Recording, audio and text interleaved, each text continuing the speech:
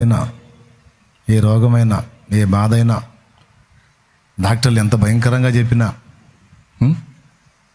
భయపడద్దు. మొన్న ఒక సోదరు వచ్చింది, మధ్యరాత్రి తీసుకొచ్చారు.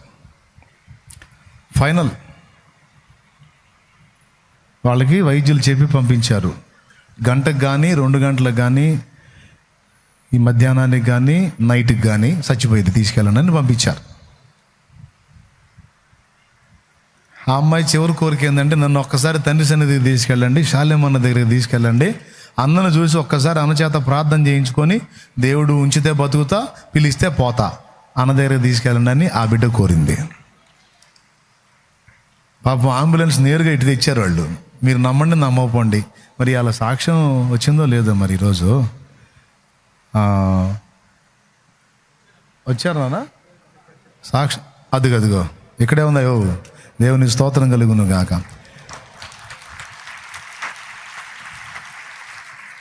అది ఆ అమ్మాయి, ఆ వెనక అమ్మాయి అటు తిరిగి వందనాలు చెప్పారు. అందుకే ఆ అమ్మాయి బతికింది.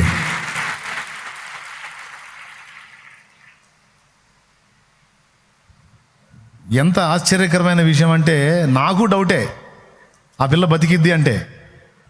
అదిగో ఆ వీల్ చేయాలి. ఆ రోజు ప్రార్థన చేసినప్పుడు పుట్ట భలే తీశారు రా నాయన, దేవునికి స్తోత్రం. డెడ్లీ కండిషన్ అది, ఇంకా ఆ అమ్మాయి చివరి స్టేజ్ అది. ఎన్నో రోజులు గల కోటాలకు ముందు రోజు అనుకుంటా, కోటాలకు ముందు రోజు అంతేనా? ముందు రోజు అంతకు ముందు రోజు 18 నాన్న, 18 నైట్ కదా దేవునికి కోటాలు, అది ముందు రోజు 18వ తారీఖు నైట్ ఆ బిడ్డకి ప్రార్థన చేసింది. అదిగో ఇప్పుడు సజీవంగా ఆరోగ్యంగా వచ్చి మన మధ్యలో నిలబడి సాక్షిగా ఉంది. మరేదో ఆ మరణకరమైన జబ్బేది ఆ అమ్మాయిని కాజేయలేదు కదా. ఆ అమ్మాయి ఒక్కటే తన చుట్టూ ఉన్న వాళ్ళతో చెప్పింది, నా ప్రభు నాకు అవకాశం ఇస్తాడు అన్న ప్రార్థన నా దేవుడు వింటాడు, నాకేం కాదన్నా, నా మాట నమ్మండి అన్నా, మీరు కూడా నమ్ముకోండి అన్నా అని ఆ అమ్మాయి ఆ పొజిషన్లో ఉండి తన కుటుంబ సభ్యులకి, రక్షణ లేని వాళ్ళకి రక్షణ పొందమని చెబుతుంది, చెప్పింది. అదిగో సజీవరాలి ఇప్పుడు సాక్షిగా నిలబడింది.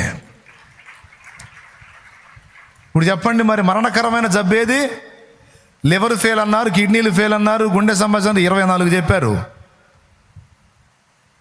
ఎన్ని రోజులైనా కూటాలు అయిపోయి 2వ వారం ఇది. మళ్ళీ 10-15 రోజుల కల్లా నార్మల్ పొజిషన్ తెచ్చాడు దేవుడు. ఎన్ని రోజులు కావాలి? ఒక్క మాట చెబితే చాలదా నా తండ్రి? ఉంటుందా అంటే నీ అడ్రస్ రోగం? నేనేమన్నా కల్పించి చెప్పానా? నా దేవుడు నమ్మకస్తుడయా, నా దేవుడు నమ్మదగిన వాడు. ఇప్పుడు చెప్పండి, ఎడు చూసింది ఆ పిల్ల? నా తండ్రికి వెళ్ళి చూసింది ఆ బిడ్డ. నాకు భయం లేదన్నా, నా తండ్రి నన్ను కాపాడతాడని. ఆ స్థితిలో కూడా నువ్వు ప్రార్థన చేసేయాలేమన్నా, నాకు తగ్గిద్ది, నువ్వు చెయ్యి, నా తండ్రి స్వస్థపరుస్తాడు, నాకు భయం లేదన్నా.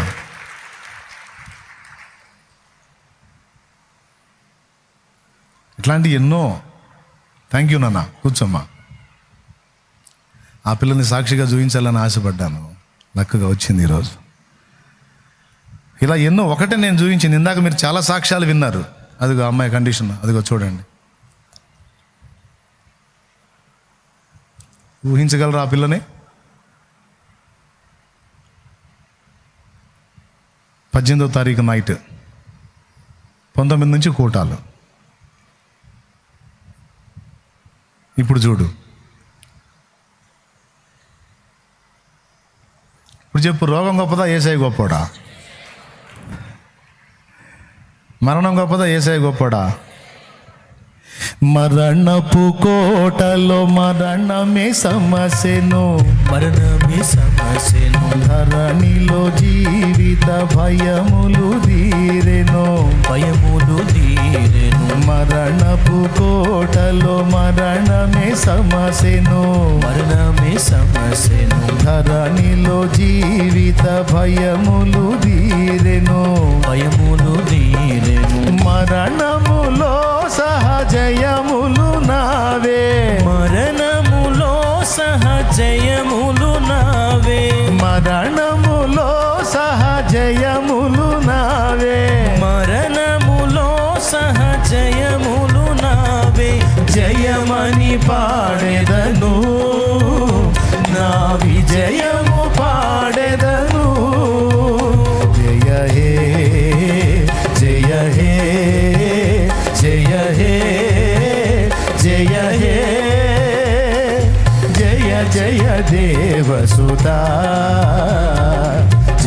విజయ విజయ సుత జయ జయ దేవసుత జయ జయ విజయ సుత. నా తండ్రికే మహిమ. ఆ రోజు 18 నైట్ కూటమైంది కదా, అయిన తర్వాత ఇంటికి వచ్చి 1 గంట 1:30 అప్పుడు చేసి ఆ పిల్ల కోసం ప్రార్థన. అప్పుడు టైం అంత అయింది.